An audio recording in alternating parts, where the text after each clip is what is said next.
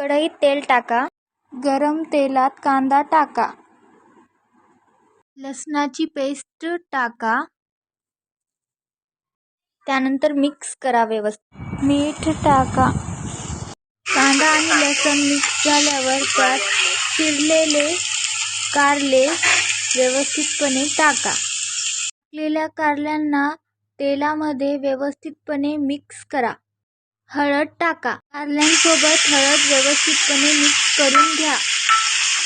Mix झाल्यावरती त्याला झाकणाने 5 मिनिटांनंतर झाकण काढून घ्या.